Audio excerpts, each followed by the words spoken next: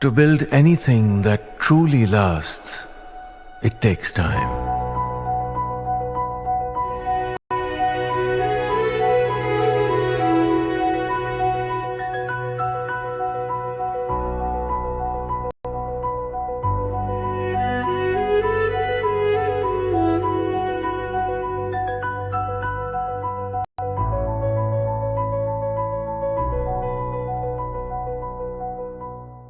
Nifty ended very flat in yesterday's trading session, but how should you position today? How is the global macro setup looking like, and what should you in for? To discuss this, we are now joined by Geoff Dennis, independent emerging markets commentator, now joining us.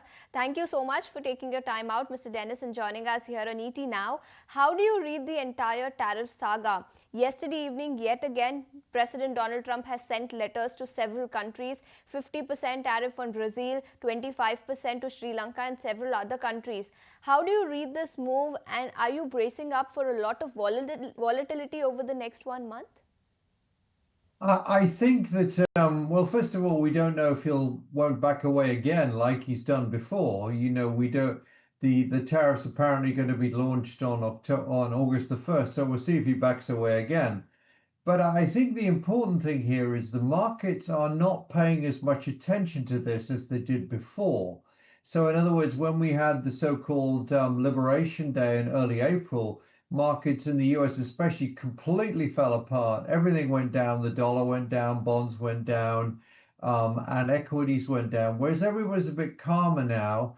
And I think the reason people are calmer is, first of all, they don't know if he's going to carry through his threats to impose these tariffs. And also, I think very importantly, there's a little bit more reassurance, I think, that the inflation impact of these tariffs within the US may be less than people had previously thought. So we've got to watch it. There is a global trade war going on, but I think we're not going to see a return to the extremely volatile negative trading in the US and therefore around the world that we saw in the early part of April. Okay. Hi, Geoff. This is Kanishka also joining in. And, just like you were mentioning, the last time we spoke, you said that the tariff deadline could be extended. Now, it hasn't exactly been extended, but the implementation deadline we have, and that's new. So that's exactly what happened. But, now talking about the markets, do you feel that in any way they're underpricing the impact that these tariffs could have going forward? Or do you believe that the market has, sort of gotten used to these deadlines getting pushed? I think the latter. I think the markets have definitely, in fact, both really. The markets have got used to these deadlines being pushed, but I think were these tariff levels to be actually imposed, and presumably a lot more countries may well find that they join this list, because this list now it came out in two slugs, if you like. I think if these tariffs were imposed, I think that this would eventually cause the markets to be quite volatile for a period of time. They are bad news. They're not good for the global economy. They're not good for the US. They're not good for all the countries that are being tariffed.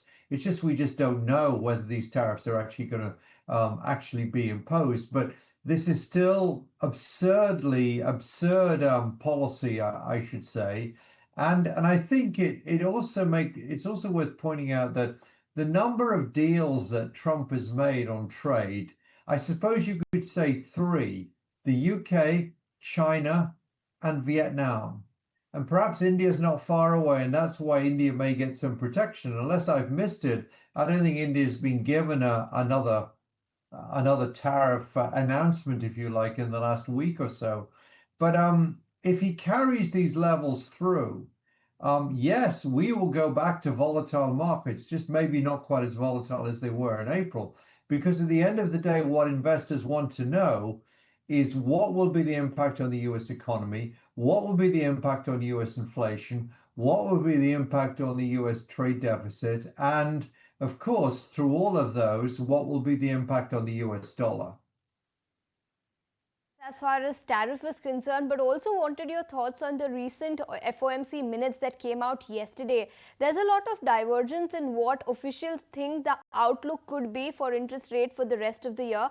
Although 10 on 17 analysts believe that perhaps we could see at least 2 rate cuts for the rest of this calendar year. How do you view this, and what, in your opinion, will the interest rate trajectory be for this calendar year and for FY26? I think we're going to get 2 rate cuts. I'm in that camp. I don't think we're going to get a rate cut in July. I think we needed a softer employment report at the beginning of the month to get the rate cut in July. But I think we'll get one in September and one in the fourth quarter, because I think what's happening underneath everything that's going on is the labor market is beginning to soften. It's not softening dramatically, but it's also becoming a little bit, what should we say, fixed in place. There's not many people moving. There's not many people taking new jobs. There's not many people being laid off. There's just not a lot of new job opportunities. Sentiment towards the labor market has also deteriorated. And I think that's going to be powerful support for a couple of rate cuts. And also, as I've said earlier, I think if in the end, the inflation impact, which frankly we've not really seen yet from the tariffs and just the general inflation story, is perhaps a little bit less fearsome than we all feared it would be a few months ago. And to be fair, the Fed feared it would be a few months ago. I think that will open the way for interest rates to be cut. Chair Powell will not cut rates because Trump tells him to. Chair Powell will cut rates because they think the economy is under a little bit of pressure against a background where the inflation story is still reasonably under control. Okay. All right. Thank you, Geoff. Thank you so much for that view and helping us decode what the global market setup is looking like as we head into the trading session today. Thank you so much for joining us. With that, we'll let you go.